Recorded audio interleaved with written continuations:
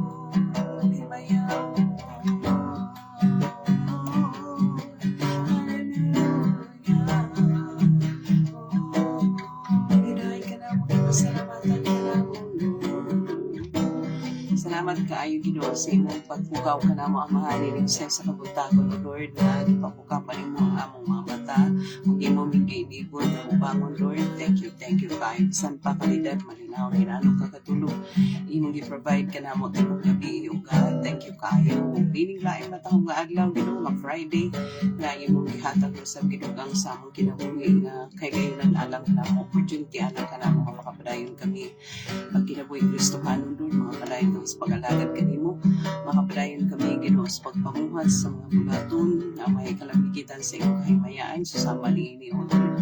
Thank you kaayo Ginoo na lay kong ganit Lord sa walay katapusan naman dawata ang among mga pagpasalamat pagdahig paghimaya pinaagi sa gamhanan ng ngalan Ginoo Kristo nga among Ginoo manluluwas. Amen.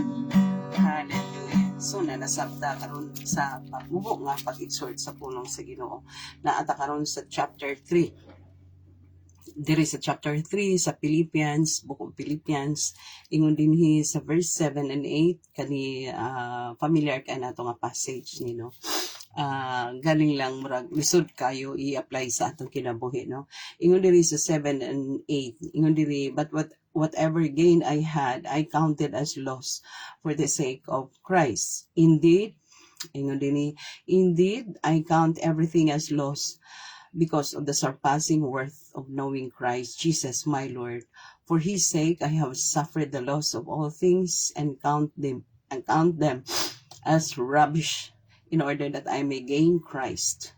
Through nato my son. But whatever gain I had counted as loss for the sake of Christ. Tanan nga na gain ni Pablo iyang gi-count as loss. Walay bili for the sake of Christ tungod kang Kristo.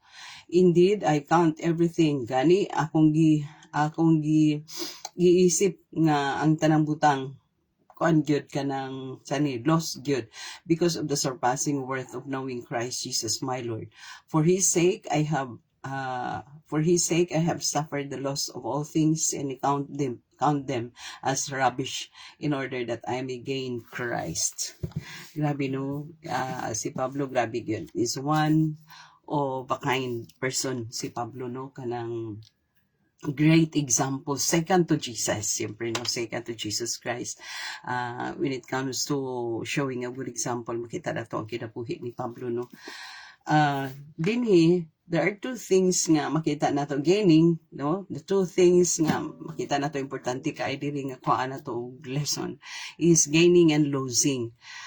Nature gid sa katawo nga mas palabihon nato nga mo gain ta in everything, in all things no, kaysa kanang maglos ta sa mga butang no. Nature sa katawo nga mo accumulate gyud og mga butang klase-klase no, whether positions or possessions no. Ang posisyon nato, titles, ganahan tag mga inana, mga kamtangan possessions no, ganahan ang tao ana. In fact, magtigom magani gyud ang tao. Mo gain, gusto gyud ang tao magtigom gaining nana ang nature sa tao. We wanted mga kanang unsay mga daghan kay ang atong gusto tag mga kaning gusto tag power, connections, mga inana. Gusto tag maka-gain og power and connections sa atong trabahoan, mga inana no. Then we wanted some kanabitang dayoon ta performance. We wanted to perform mga something that would kaning magnify ourselves no, kanang mapadako ang atong kaugalingon inana no. So we wanted ourselves to gain everything no, gain and everything. Pero si Pablo, naani kang Pablo sa daan na kinabuhi ni Pablo, naani. He has everything, Pablo, because talented siya, intelligent siya, naatanan kang Pablo. When we speak about power, positions and possessions, naani siya, performance, naani siya, connections, titles, puno si Pablo ana. Pero pag abot sa panahon nga naangko na niya si Kristo sa iyang kinabuhi, gipakawalay bili niya tanan. No, makita na to yung kinabuhi kanang he has been leaving behind everything that he had, everything that he gained. Sa other version, giingunin niya nga, I considered everything as dung. Gi-consider niya nga ang tanan iti lang, hugaw lang. No, wala niya gitagai og kanang wala niya considered na precious ang mga na-gain niya in the past life. Tungod kang Kristo. Inana, no? So, ko nga, grabe siya kuan si Pablo. Grabe ka, great example, no? To look upon as a Christian. Inana ang kinabuhi ni Pablo. Tinuod, no? Kay, sa iyang pagkinabuhi nakuan niya, na-meet niya ang standard sa Bible sa diyang iyon dito sa Mark and Matthew chapter 16 man siguro sa Matthew chapter 16 verse 25 and 26 man siguro sa Matthew napon sa Mark no nga ingon dito nga kanang what shall it profit a man if he gains the whole world but loses his own soul. So inaana ka precious ang iyang pag-consider para sa iya. Jesus Christ is everything, no? I-consider niya nga si Ginoong Hesus iya nagtagbo sa tanang butang, naghatag og satisfaction, naghatag og kanang kahingpitan sa kinabuhi niya. Gi-consider niya nga possessing Jesus Christ in his life is more than everything, more than anything that he has gained in his past life. So inana ba nakita na to nga kaning may mo gid nga good example, no? So eksakto gid ang pulong sa Ginoo nga okay, so maangkon nimo tinamod ka, maangkon nimo ang tanang butang pero malose nimo ang imong kalag, no? So ingon ana ang pag-cite ni Pablo sa iyang daan nga kinabuhi o sa iyang bag-o nga kinabuhi. Mas tagan niya walay bili, no? Walay bili niya ang mga nangaangkon niya sa iyang kinabuhi, sa daan niya nga kinabuhi compared sa bag-o niya nga kinabuhi nga si Kristo lang. Wala na siya laing gikinahanglan si Jesus ra. Wala na siya tanan-tanan, limtan niya ang tanan, no? Bisan ang iyang kinabuhi, limtan niya for the sake of Jesus Christ, no? For the sake of propagating the gospel. Inana ba? Makita na to ang kinabuhi ni Pablo nga usa ka dako kaayo nga ehemplo sa mga Kristohanon nga ngayon tutukan gyud tan-awon gyud, no, nga ani nga kalibutan lumalambay lamang gyud ang tanang butang, no. So kada bitaw losing everything for the sake of Jesus Christ is one example nga gipakita ni Pablo sa atong kinabuhing Kristohanon. So dili manggaling nato lisod manggaling i-apply mga ison, but we can always start in a little things, no, nga pag kanang mga gagmay nga mga butang, Lord, this is for your glory. Inana gyud you have to declare. Sometimes we need to declare nga, Lord, gamay ra man pero ako ning i-loss, ako ning i-release, ako ning i-sacrifice, ako ning ihatag for the sake of your glory, Lord Jesus. Makahimo ta na mga igsoon. So inana ba, this would be a challenge to us Christian nga are we willing to lose something or everything for the sake of following Jesus Christ, for the sake of propagating the name of Jesus Christ to the world, or kaning bitong trying to gain, withhold everything, withhold everything, no, for our own gain. So mo na siyang usa ka butang, munang mga butanga nga atong i-contemplate, atong i-reflect sa atong kinabuhi. Nakahimo na ba ta sa pag release sa mga gi-consider nato nga precious sa atong kinabuhi? challenge kay na nakahimo na ba ta pag loss, no? Considered loss everything for the sake of Jesus, no? Ana, so kita ra ginakahibalo ana o igsuon, no? Ang importante, no, we started, no, ang importante maison nga sa ginagmayng butang. Paingon ra gyapon sa mga dagkong mga butang, no. Ang importante sa mga gagmay mga butang nakasugod na ta, naka-exercise na ta, especially today, no, especially these days nga naatay ginahimo nga sometimes sacrificial act of giving, no. Ginahimo nato kay ga-build man ta og church, no, nato. So ingon ana ba, can we reflect, no, can we reflect that gaining is not so important, not so important, but losing for the sake of a cause, no, for the sake of a cause, like propagating the gospel of Jesus Christ, na apply na ba nato sa atong kinabuhi. So it is just a reflection sa atong kinabuhi. Even hinaot nga natay nakutlo karon medyo na taas-taas, no, nga atong exhortation ng magampo ta labing balaan gamhanan mahigugmaon langit no na mga mga nagapasalamat kami kayo Ginoo Lord for teaching us, Lord, Lord, sa mga principles nga gipakita ni Pablo, Lord, nga gipakita niya nga example sa classes pagkinabuhing Kristohanon, Lord. Teach us, Lord, to consider things that we gain as loss for the sake of following Jesus Christ. Salamat kay Amahan, dalay kong kagid, Lord.